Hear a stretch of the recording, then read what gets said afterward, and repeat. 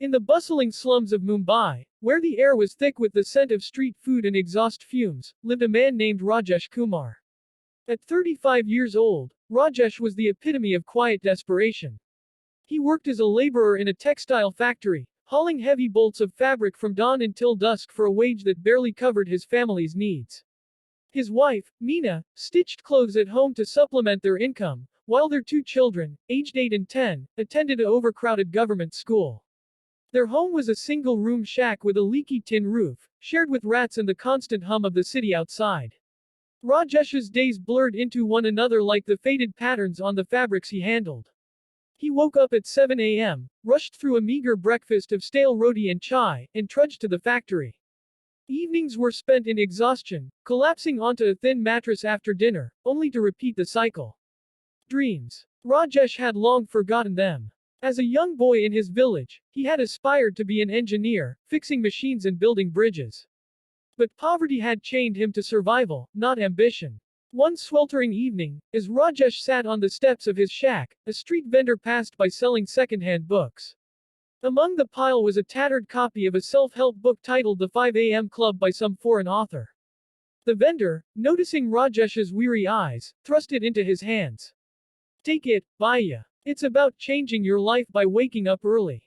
Only 20 rupees." Rajesh laughed bitterly. What good is waking up early when life wakes you with problems? But he bought it anyway, perhaps out of curiosity or a fleeting spark of hope. That night, as Meena mended clothes under a dim bulb, Rajesh flipped through the pages. The book spoke of billionaires and leaders who rose at 5 a.m. to exercise, meditate, and plan their empires. It promised that the quiet hours before dawn held magical power, time unclaimed by the world, where one could forge their destiny. Rajesh scoffed at first. These people have servants and soft beds. I have back pain and debts. But a seed was planted. What if? What if he tried? He had nothing to lose. The next morning, Rajesh set his old alarm clock, a relic from his father's days, to 5 a.m. When it rang in the darkness, his body protested. The air was cool, the streets silent except for distant temple bells. He dragged himself out of bed, splashing cold water on his face from a bucket. Meena stirred, whispering, "What are you doing?" "Trying something new," he replied, unsure himself. His first 5 a.m. was awkward. He sat on the floor, attempting meditation as the book suggested. His mind raced with worries: the overdue rent, his son's fever last week, the factory's rumored layoffs. After 10 minutes, he gave up and went for a walk. The city at dawn was a different beast. Empty alleys, stray dogs dozing, the first rays of sun painting the skyline gold. For the first time in years, Rajesh felt a sliver of peace. He returned home, did some push-ups on the uneven floor, and read a chapter from the book. By 7 a.m., when his family awoke, he felt strangely energized. Day 2 was harder. Exhaustion from work made his eyelids heavy, but he forced himself up. This time, he journaled, scribbling his goals on a scrap of paper. Learn a skill. Start a business. Give my children a better life. The words looked childish, but writing them made them real. He began exercising more deliberately. Jumping jacks, squats, anything to build strength. Breakfast tasted better. His mind was clearer at the factory. Weeks turned into a routine. Rajesh's 5 a.m. hour became sacred.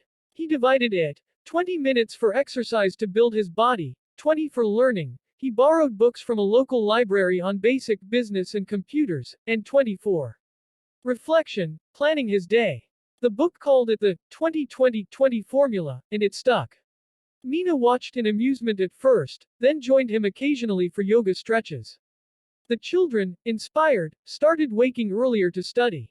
But change wasn't linear. Monsoons hit, flooding their shack. Rajesh slipped back, sleeping in one morning after bailing water all night. Guilt gnawed at him. At work, a supervisor mocked his new habits. "You think waking early makes you rich? Keep dreaming." Doubts crept in. Was this folly? Yet, each time he faltered, the memory of that quiet dawn pulled him back. He realized the power wasn't just in waking early, it was in discipline, in claiming time for himself amid chaos.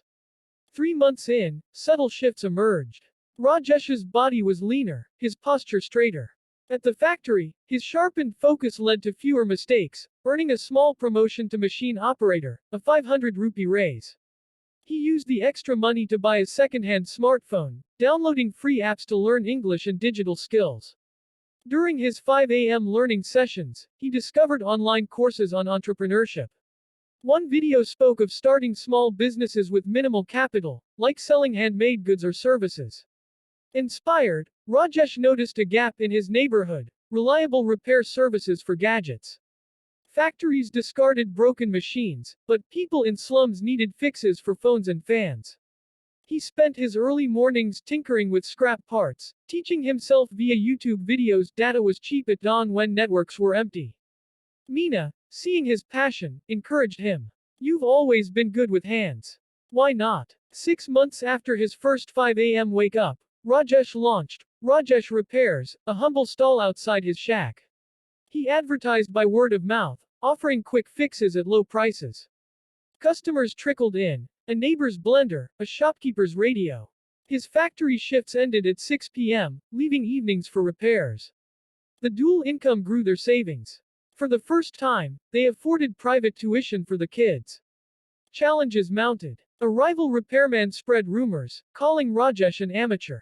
Business dipped. One rainy dawn, as Rajesh meditated, he visualized success, not just money, but freedom. He innovated, offering mobile repair services, cycling to customers. His 5 a.m. planning sessions became strategy time, tracking expenses, learning marketing from free online resources. A year passed. Rajesh's reputation spread. He quit the factory, focusing full-time on his business. He hired a helper, expanding to sell refurbished gadgets. Meena started a side venture, sewing custom bags for his tools. Their shack transformed: a new roof, a small TV, bookshelves for the children. But destiny's pivot came unexpectedly. During a 5 a.m. reading session, Rajesh stumbled upon a government scheme for micro-entrepreneurs. It offered loans and training for small businesses in slums. He applied, his disciplined records impressing the officials.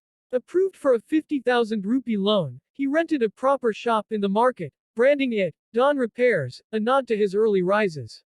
Word spread beyond the slums. A local newspaper featured him: from laborer to entrepreneur, the 5 a.m. miracle. Customers from middle-class areas sought him out for honest, skilled work.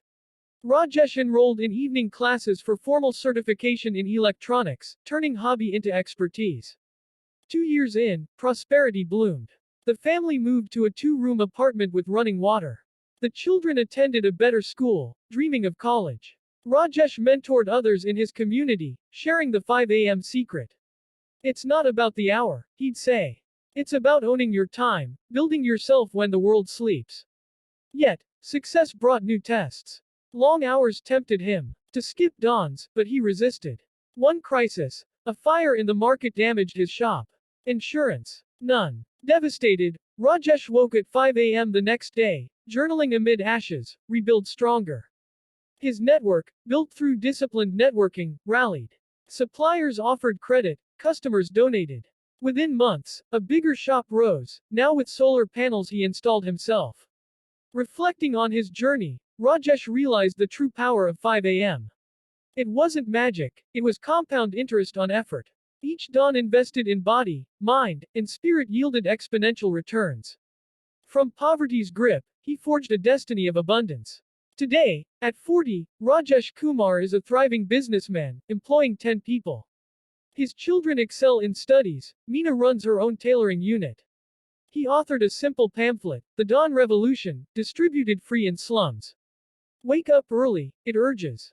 Change your world. Rajesh's story echoes. In the quiet of 5 a.m. lies the forge of fate. For one poor man, it turned despair into destiny, forever. Word count: 1,248. Wait, that's short. Let me expand to reach 2,000 words. Expanded version with deeper details. Let's delve deeper into Rajesh's transformation, painting a vivid picture of his struggles and triumphs. Rajesh's early life was rooted in a dusty village in Uttar Pradesh. Orphaned young, he migrated to Mumbai at 18, chasing the city's promise. Initial jobs as a tea boy led to factory work, where he met Meena, a fellow worker. Their marriage was simple, joy overshadowed by financial strain. Children brought love but amplified worries, school fees, medicines, festivals they skipped. The book purchase was a whim, but its words resonated. Victory loves preparation. Rajesh's first week of 5 a.m. was grueling. Muscles ached from unaccustomed exercise, mind foggy from sleep deprivation. He adapted by sleeping earlier, cutting out idle chit-chat with neighbors. As months progressed, physical changes were evident. He lost 10 kilos, energy surged. Mentally, learning became addictive. He devoured books on success stories, from rags to riches tales of Indian tycoons like Dhirubhai Ambani to global icons like Oprah. Apps taught him basic coding, not for software jobs, but to build a simple website for his future business using free tools. Mina's involvement deepened their bond. She shared her dreams, opening a boutique. Together, they planned during family dinners, turning meals into strategy sessions.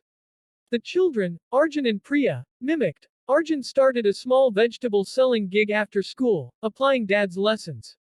Business launch wasn't smooth. First customers complained about delays. Rajesh learned time management the hard way.